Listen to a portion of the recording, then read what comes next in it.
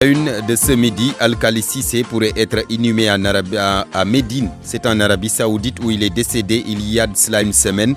Son avocat, Maître Abdoulaye Tine, qui le dit, explique cette probabilité par les obstacles juridiques et administratifs auxquels les autorités sénégalaises sont confrontées pour rapatrier le corps.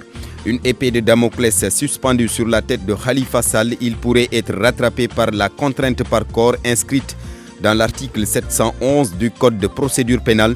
C'est d'ailleurs le souci d'un de ses avocats, Maître Dembassiré Bathily, devant le grand jury tout à l'heure annonce la poursuite du combat pour que Khalifa retrouve l'intégralité de ses droits. Un cessez-le-feu définitif et la signature d'accords de paix, deux recommandations contenues dans le livre blanc de la plateforme pour la paix en Casamance. Le document a été remis à l'aile civile du MFDC. Et puis la mortalité néonatale, un phénomène inquiétant qui prend de l'ampleur dans la région de Diourbel. Le sous-préfet de Ngoï demande une criminalisation des accouchements à domicile. C'est pour lutter contre le mal.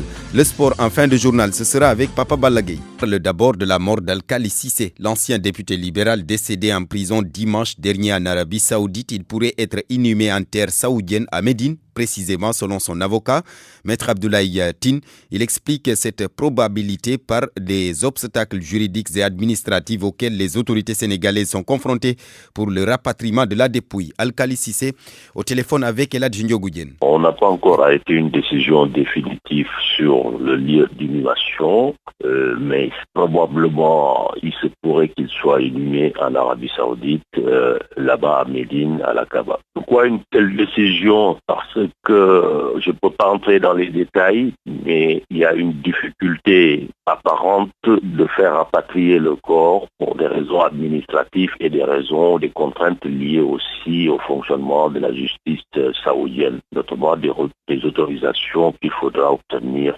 pour pouvoir rapatrier le corps. Je souhaiterais, dans l'éventualité et l'inhumation se fait sur place, qu'il y ait au moins un membre de la famille qui soit présent à la cérémonie mortuaire. Est-ce que la famille accepte cette éventualité, cette proposition, à savoir l'inhumation de Alkali Cissé en Arabie Saoudite? Dans l'idéal, la famille aurait souhaité le rapatriement de la dépouille mortuaire, ne serait-ce que pour pouvoir rendre un ultime hommage à leur père et leurs proches, mais bon, au cas où effectivement cette possibilité donc ne sera pas réalisable, ils n'auront pas autre choix que d'accepter effectivement la réalité qui est effectivement peut-être, ce qui peut être aussi une consolation pour un musulman d'être enterré là-bas à la Mecque. Maître Abdoulaye Tine, avocat donc de Alkali Cissé. Je rappelle que l'ex-député Alkali Cissé était en prison en Arabie Saoudite depuis 2014 pour une affaire d'escroquerie.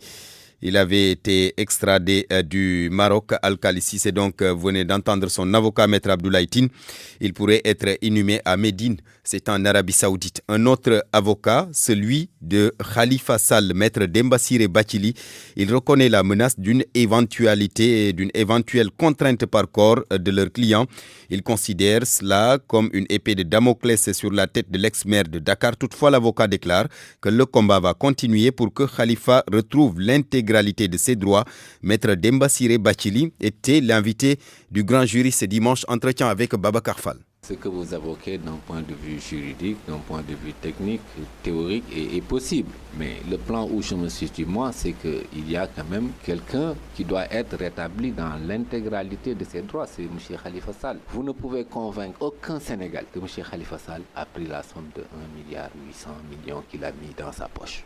Je ne peux pas revenir sur ce dossier. Je ne peux pas revenir sur les insuffisances de l'enquête. Je ne peux pas revenir sur la précipitation avec laquelle les choses ont été menées. Je pense qu'on n'a pas cessé de le critiquer à son temps. Maintenant, si la volonté politique affichée, parce que là, on n'est plus dans le juridique, on est dans la politique, c'est de poursuivre un mouvement d'apaisement ou peut-être un mouvement de réconciliation, la logique voudrait qu'on aille jusqu'au bout. Maintenant, sur la menace de la contrainte par corps, vous n'avez pas encore répondu à cette question. Vous la craignez? Écoutez, je ne la crains pas. Moi, je suis un acteur avisé. Je suis un acteur qui prend les choses au moment où il se présente, il faut savoir que c'est une menace possible, c'est une menace qui existe. Est-ce qu'on ira jusque là-bas? Mais puisque vous l'évoquez, vous ne faites que me conforter.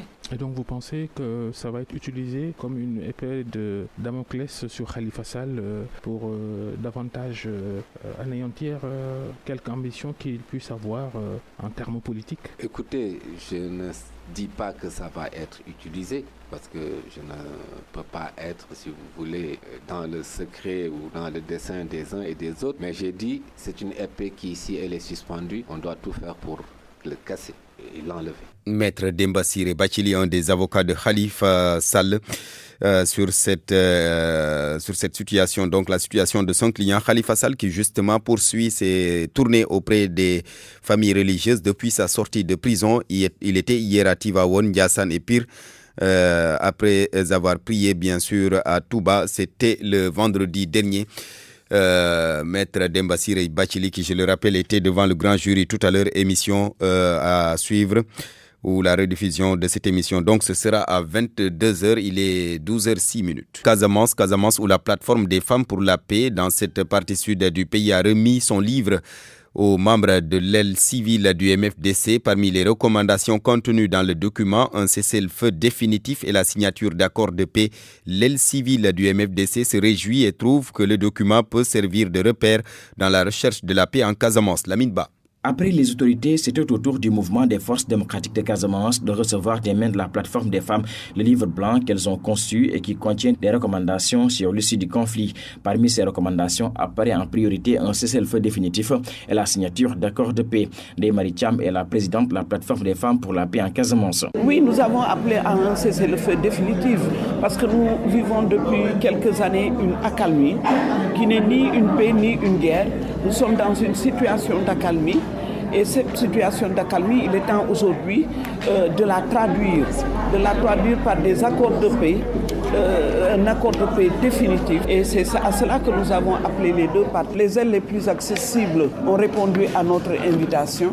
Ils ont reçu le livre blanc. C'est Youssouf Koli, au nom du comité provisoire des ailes politiques unifiées du mouvement des forces démocratiques de Casamance, qui a reçu le document. Il salue le travail abattu par les femmes et se dit convaincu qu'il peut bien servir dans la recherche de la paix. Merci la plateforme. Je m'associe à tous les remerciements qui ont été faits en direction de la plateforme qui a invité tous les participants ici présents.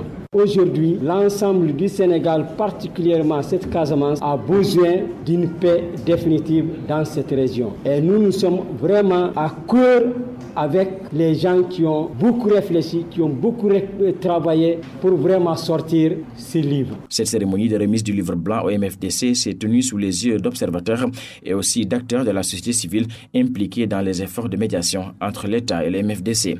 Lamine Ba, Ziguinchor, Radio Futur Média. Lamine Ba, l'USAID, un des bailleurs dans les initiatives de promotion de la paix en Casamance, souhaite que toutes les factions du mouvement des forces démocratiques de la Casamance disposent du document qui pour lui n'est que l'expression des besoins des populations du Sud. Moussa Sow, le coordonnateur de l'USAID dans la zone Sud.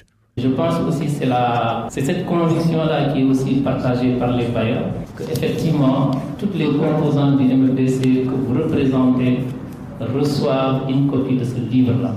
Mais en termes de contenu, c'est à mon niveau l'élément le plus symbolique. Parce que ce livre n'est que le fruit de l'expression des populations de Casamance par rapport à ce conflit-là qui existe depuis des années, auquel conflit tout le monde est en train de chercher une solution. Donc c'est pour vous dire qu'on n'a pas essayé de faire des analyses.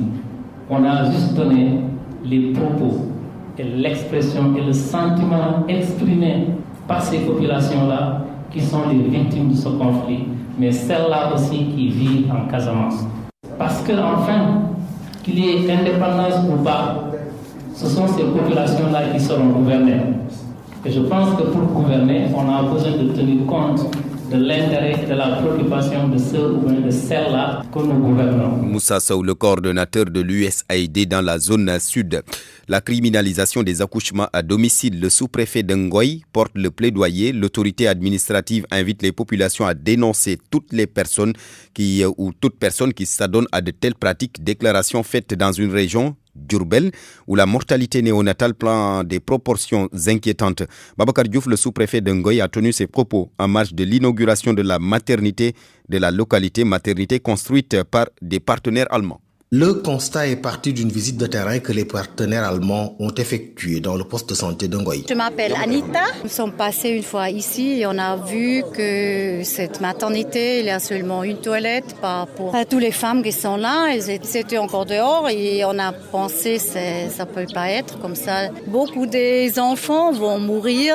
La hygiénique, c'est très mal. Dans cette commune la plus vaste et la plus dense du département de Bambey, il n'y a point de maternité, ce qui risque de bloquer l'objectif des autorités sanitaires du département. Dr Alexandre Nabikali, médecin-chef du district sanitaire de Bambey. En 2018, je pense qu'on n'a pas eu plus de 4 décès maternels. Mais on voudrait qu'il y ait 0 décès maternel. Parce qu'un seul décès, ça fait très mal. Un objectif qu'elles atteindront sans doute avec l'appui du sous-préfet d'Ngoy, Mohamedou Moustapha Tchandou. Une structure qui peut accueillir toutes les patientes de la commune d'Ngoy. Par conséquent, accoucher à domicile vraiment devient un crime. Si par hasard la sage-femme me signale effectivement au niveau de tel village ou au niveau de tel coin, il y a une femme qui procède aux accouchements à domicile, là je vais interpeller la gendarmerie. En tout cas, Bambey semble faire l'exception dans une région où la mortalité néonatale prend des proportions inquiétantes. Bambey, RFM, Babacar Diouf. Des cas de rage enregistrés dans le Ndoukoumane, la situation préoccupe déjà le ministère de l'élevage. Des vaccins ont été d'ailleurs envoyés aux vétérinaires privés pour une séance de vaccination des chiens.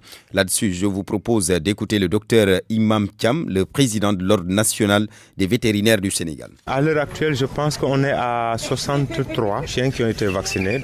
Les vaccins ont été mis à notre disposition par le service régional de l'élevage via le ministère de l'élevage qui a bien répondu à l'appel, mais qui était déjà prévu, comme je l'avais dit, lors de notre interview. Donc que les vaccins vont arriver, peut-être tardivement, mais quand même il y a eu un engouement de la population. Les gens sont venus très tôt.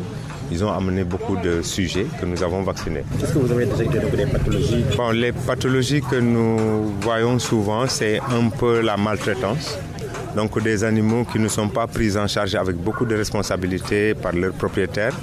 Donc avec des plaies ou des animaux que nous constatons qui ne vont pas souvent voir le vétérinaire pour les soins qui doivent leur être apportés.